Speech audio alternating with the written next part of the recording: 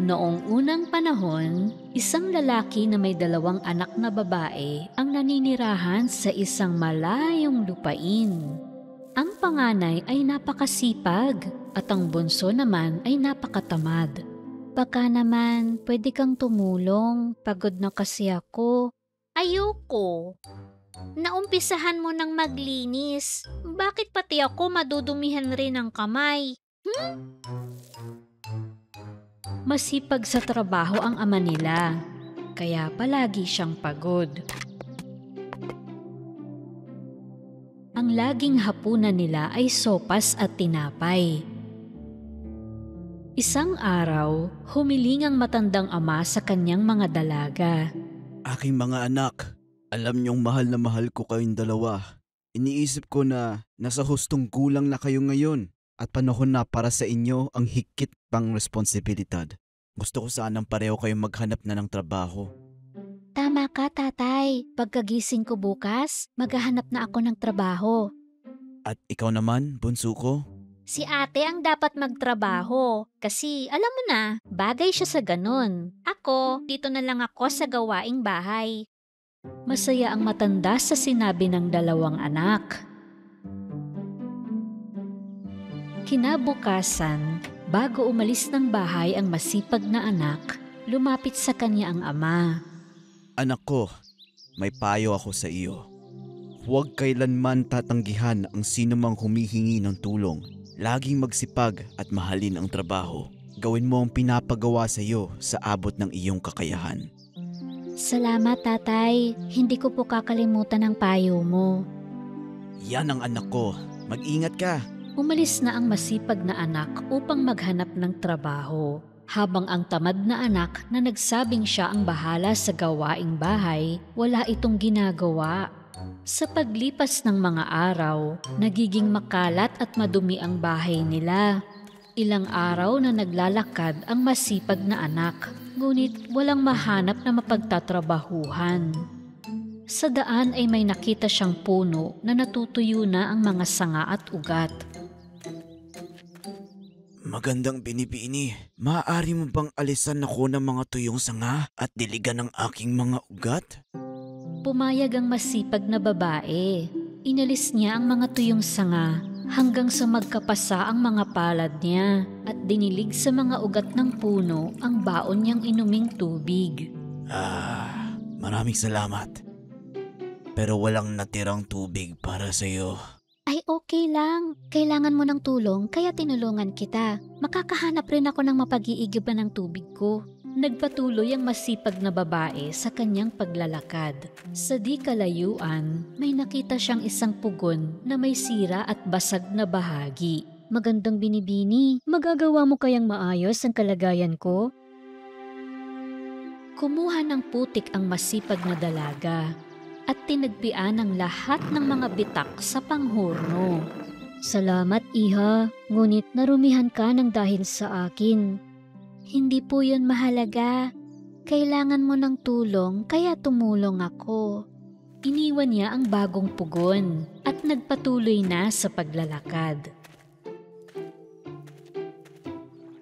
Ilang sandali pa, may nakasalubong siyang tupa. Ngunit nangingitim ito mula ulo hanggang paa. Magandang binibini. Napatikit ako sa uling at nadumihan. Pwede mo ba akong paliguan dun sa lawa? Malugod na hinugasan niya ang tupa sa lawa. Naging maputi at malambot ang balahibo ng tupa gaya ng dati. Salamat po, pero basang-basa ka dahil sa akin. Kailangan mo ng tulong, tsaka madumi rin naman ako. Ngayon, pareho na tayong malinis. Nagpatuloy siya sa paglalakbay. Nang sumapit ang dilim, natanaw niya ang magandang bahay na tahanan ng 7 diwata. Pumasok siya sa loob. Magandang gabi po. Paumanhin kung pumasok ako ng walang pahintulot. Ako po ay naghahanap ng trabahong mapapasukan. Pwede kang magtrabaho dito kung gusto mo. Merong 7 kwarto dito. 6 lang ang lilinisin mo araw-araw at hindi ka pwedeng pumasok sa 7 silid. Tinanggap ng masipag na babae ang trabaho. Nililinis niya ang 6 na silid araw-araw. Sa loob ng 1 taon, hindi siya pumasok sa 7 silid. Nang magkaroon na siya ng sapat na pera, humingi siya ng pahintulot sa mga diwata na makauwi. Siyempre naman, Iha, pwede kang umuwi. Nagtataka lang ako kung bakit hindi ka nagtangkang pumasok sa 7 silid. Sabi ng tatay ko na gawin ang trabaho ng tama, ano man ang mangyari. Trabaho ko na linisin ang 6 na kwarto at iyon nga ang ginawa ko dahil iyon ang inatas niyo sa akin. Nais ka naming gantimpalaan sa iyong katapatan at kasipagan. Halika, sumama ka sa amin. Sinama siya ng mga diwata sa 7 silid. Pagpasok niya, naroon ang napakaraming pilak at gintong barya. Ngayon, gumulong-gulong ka sa mga barya at lahat ng didikit sa iyo ay para sa iyo. Gumulong nga siya sa mga barya, pakaliwa at pakanan. Nagmukha siyang bituin sa kinang ng nakadikit na pera sa kanya. Pagkatapos ay nagpaalam na siya sa mga diwata. Uuwi na siya. Sa daan, nakasalubong niya ang tupa na pinaliguan niya noon. Nababalot ang tupa ng mga perlas. Hindi ko nakalimutan ang tulong mo, ate. Halika, kumuha ka sa perlas ko kahit gaano pa karami. Nagpasalamat siya sa tupa sa mga perlas na ginawa niyang porselas at kwintas. At nagpatuloy na siya sa paglalakad. Napadaan naman siya sa pugon na dati niyang inayos. Hindi ko nakalimutan ang tulong mo sa akin, Iha. Kunin mo itong mga tinapay ko at sayo rin ang mga cake. Kumain siya ng ilang tinapay na bigay ng pugon. At nagbaon rin ng pampasalubong at nagpatuloy na siya uli sa paglalakbay. Sa di kalayuan ay natanaw niya ang puno. Hitik sa prutas ang mga sanga nito. Halika, Iha. Hindi ko nakakalimutan ang tulong mo. Sige lang, uminom ka sa katas ng ubas ko. Nagpasalamat ang masipag na babae sa puno. Marami pong salamat. Sa wakas makakauwi na ako. Sinalubong siya ng kanyang ama at kapatid sa pintuan. Nagulat sila na puno ng ginto at perlas ang dalaga. Inggit na inggit ang tamad na kapatid sa kayamanang nakamit ng kanyang ate. Grabe mga gintong barya. Dapat makahanap rin ako ng mayamang mapagtatrabahuhan. Kung may perlas siya, sa akin esmeralda. Nagpaalam ang tamad na anak sa kanyang ama na aalis siya upang maghanap rin ng trabaho. O sige anak ko, pero kung dito nga sa bahay tamad ka, paano ka magtatrabaho sa iba? Umalis ang tamad na anak bago pa man matapos magsalita ang tatay niya. Naglakad siya araw at gabi. Nakita rin niya ang puno na may mga tuyong sanga. Humingi ng tulong ang puno sa dalaga. Magandang binibini, maaari mo ba ako? Hindi kita mahaharap sa tindi ng init na ito. Magugulo ang buhok ko. Paalam! Naglakad uli ang tamad na babae. Nadaanan niya ang basag at sirang pugon. Humingi rin ito ng tulong sa kanya. Masela ng mga kamay ko. Di pwedeng maputikan. Masisira ang cutics ko. Diyan ka na. Umalis ang tamad na dalaga na hindi tumulong sa pugon. Pagkatapos ay nakasalubong niya ang madungis na tupa. At nakiusap rin ito sa kanya. Ew! Ang dugyot! Kadiri! Umalis ka nga sa daraanan ko! Ang dumi-dumi mo! Tumakbo siyang palayo. Anong tamad nung tupa? Maliligo lang di pa magawa. Hindi nagtagal ay narating niya ang malaking bahay. Sinamantala ito ng tamad na dalaga at humingi ng trabaho sa 7 diwata. Hiniling ng punong diwata na manatili siya ng 1 taon at maglinis lamang sa 6 na silid. Huwag mong kalimutan, Iha, hinding-hindi ka pwedeng pumasok sa 7 silid. Napilitan siyang maglinis ng 6 na silid sa loob ng maraming buwan. Ngunit isang araw, hindi niya mapigilan ang sarili na mag-usisa sa 7 silid.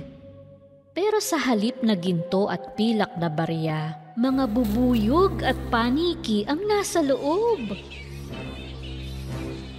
Pinagkakagat siya ng mga bubuyog. Aray! At nagkasugat-sugat ang buong katawan niya. Sa sobrang sakit ay tumakbo siya palabas ng kwarto at lumaya sa bahay na yun. Habang tumatakbo siya, nakasalubong niya ang tupa na pinandirihan niya. Nababalot ng perlas ang tupa. Gusto niyang hulihin ng tupa para makakuha ng perlas. Pero natakasan siya ng tupa. Nagpatuloy siya sa paglalakad at pagod na pagod siya. Maya-maya ay narating niya ang pugon na tinanggihan niya ng tulong. May mga tinapay doon, mainit-init at bagong luto. Gusto sana niyang bumili ng tinapay, ngunit nag-init ang pugon. Aray! At napaso ang mga kamay ng babae. Agad siyang lumayo doon. At napunta siya sa puno na hindi man lang niya pinakinggan dati. Maraming bungkus ng prutas ang mga sanga ng puno. Nang subukan niyang pumitas ng ubas, umiwas ang puno at humilig sa kanan. Tumakbo pa kanan ng dalaga, ngunit humilig naman ang puno sa kaliwa.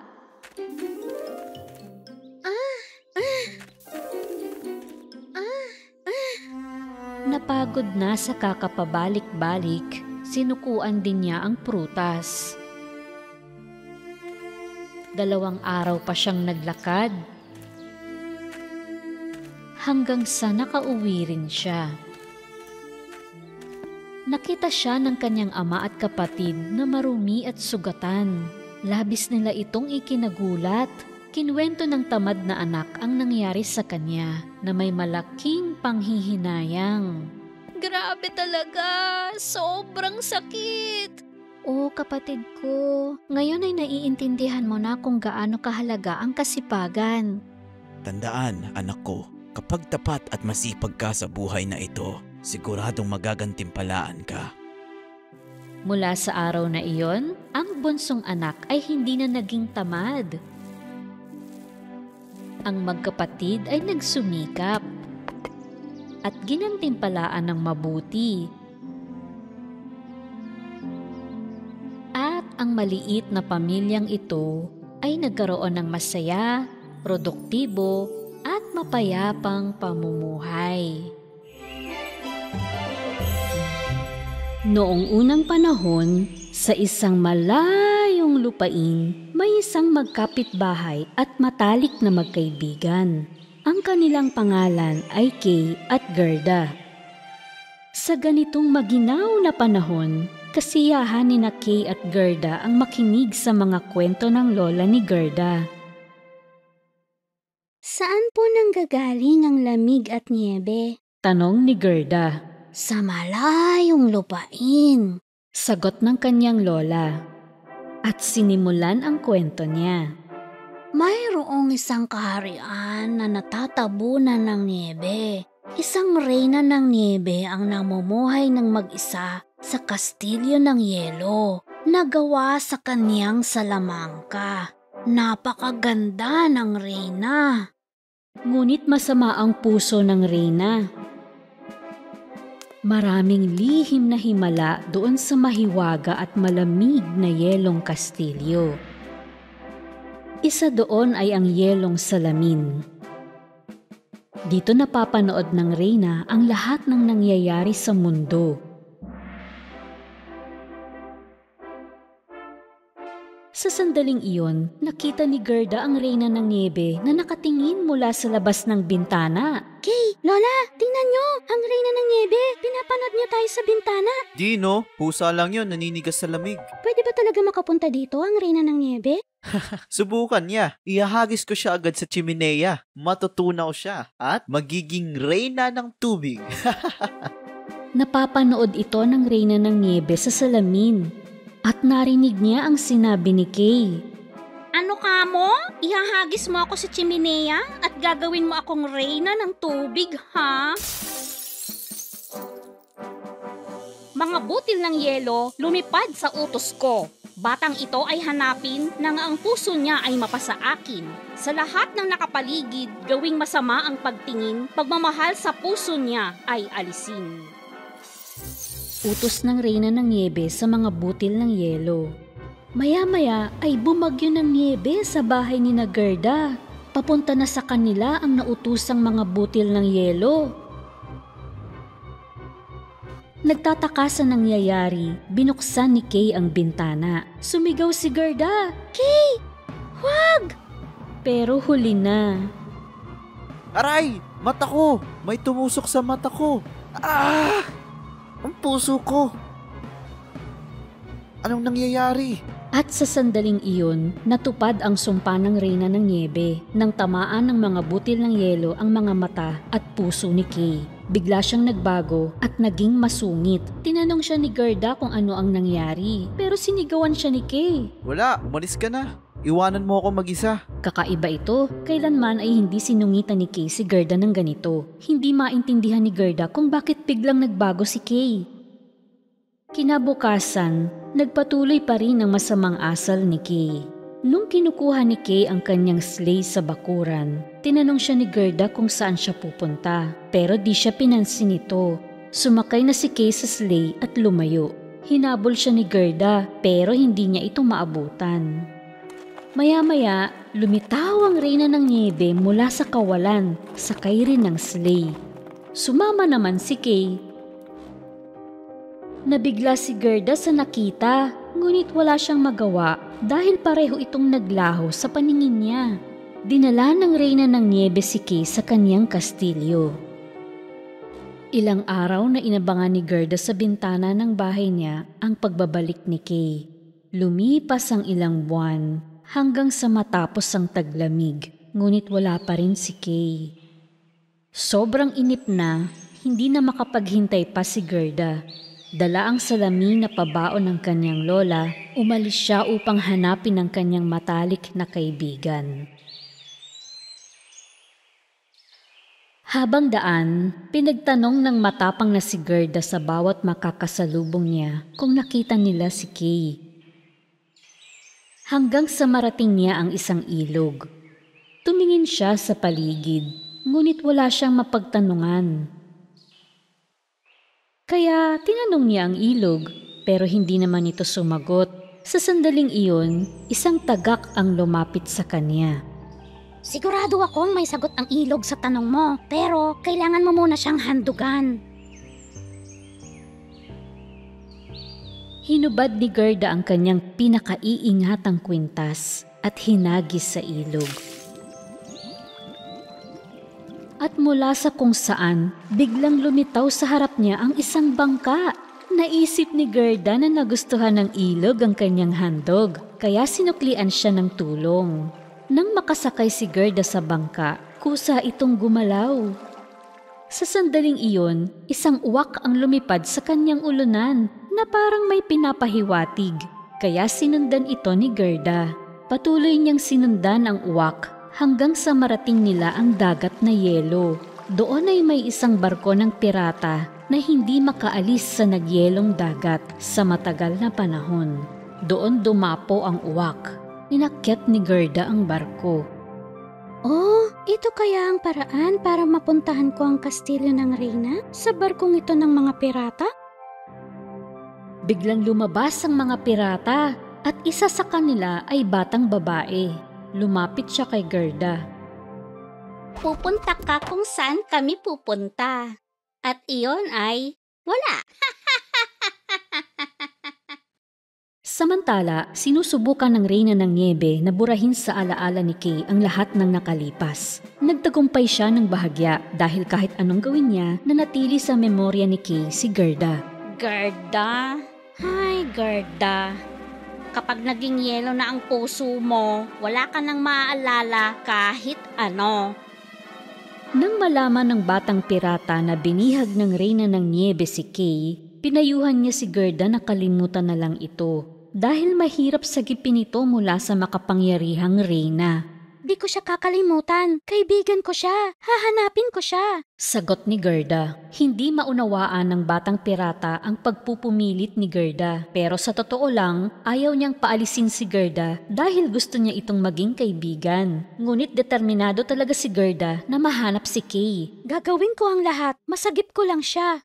Humanga ang batang pirata sa pagpupursigi ni Gerda at nagpa siya na tulungan ito. Kinaumagahan, dinala ng batang pirata kay Gerda ang isang reindeer. Ito ang pinakamatuli na reindeer sa buong kaharian at ito ang magpapakita kay Gerda ng daan. Ipangako mong matatalo mo ang bruha ng yelo nang sa gayon ay maliligtas din ang barko namin. Pangako bilang pagtanaw ko ng utang na loob. Sagot ni Gerda. Sumakay siya sa reindeer at umalis na. Ngunit kailangan muna niyang alamin kung paano magagapi ang Reyna ng Niebe at ipapakita ng reindeer kung paano. Matapos ng mahabang paglalakbay, narating nila ang North Pole. Isang matalinong matanda ang nagpatuloy sa kanila. Oh, dinala mong salamin, di ba? Nagtaka si Gerda kung paano nito nalaman ang tungkol sa salamin ng lola niya. Gayunpaman, alam niyang nasa tamang lugar siya. Kaya nilabas niya ang salamin at pinakita sa matanda. Ito po ba ang gagamitin ko laban sa Reyna ng Niebe? Ito ay isang mahiwagang salamin. Ipapakita nito ang katotohanan at pawang katotohanan lamang kahit ito pa ay nakakupli ng husto. Dahil wala nang mas titibay pa sa tunay na pag-ibig, ang tunay na lakas sa ating lahat ay pag-ibig.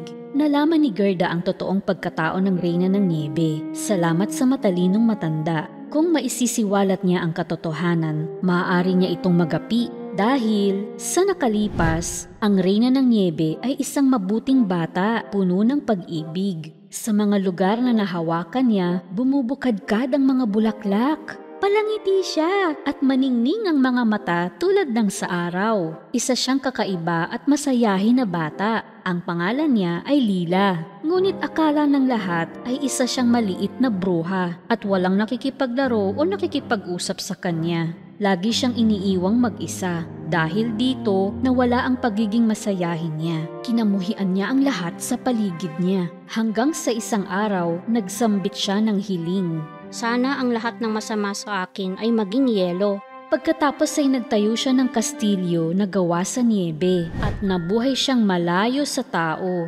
nag-iisa, walang pagmamahal o kaligayahan. Narating ni Gerda ang kastilyo ng Reyna ng Niebe at pumasok siya sa loob. Nakita niya si Kay sa isang sulok, naglililok sa yelo. Nandito ka nga! Nahanap din kita! Kay! Ako to! Si Gerda! Hindi mo ba ako naalala? Tiningnan ni Kay si Gerda, pero hindi niya ito nakikilala. Ang puso niya, katulad ng lahat ng narito, ay naging yelo. Hindi pinansin ni Gerda ang anumang sinasabi ng Reyna ng Niebe. Palayain mo na siya. Siya ay akin na ngayon. Ikaw rin ay gagawin kong yelo. Hindi mo yan magagawa. Kay, mahal kita. Unti-unti ay bumalik ang alaala ni Kay. Gerda? Oo, naaalala ko na ngayon. Sa galit ay tinutok sa kanila ng Reyna ang kanyang mahiwagang setro at nagpakawala ng nagyayelong sumpa. Nilabas naman ni Gerda ang kanyang salamin upang salagi ng sumpa. Naglaho ang sumpa pagtama nito sa salamin at dumating na ang pagkakataon Napatingin ang Reyna sa salamin ni Gerda. Hindi niya nakita ang sariling refleksyon. Bagus, ang nakita niya sa salamin ay mukha ng isang mabait na bata. Ang mukha ni Lila. Biglang nagbalik ang Reyna ng Niebe sa kanyang dating maliit at mapagmahal na sarili. Naging si Lila siya ulit. Maraming salamat. Ngayon alam ko na kung sino talaga ako. Malaya na ako ulit. Paalam. Nagtinginan sina Kay at Gerda at napangiti. Mula ngayon ay hindi na sila magkakahiwalay pa. Sabay silang lalaki tulad ng mga rosas na tinanim nila sa kanilang bakuran.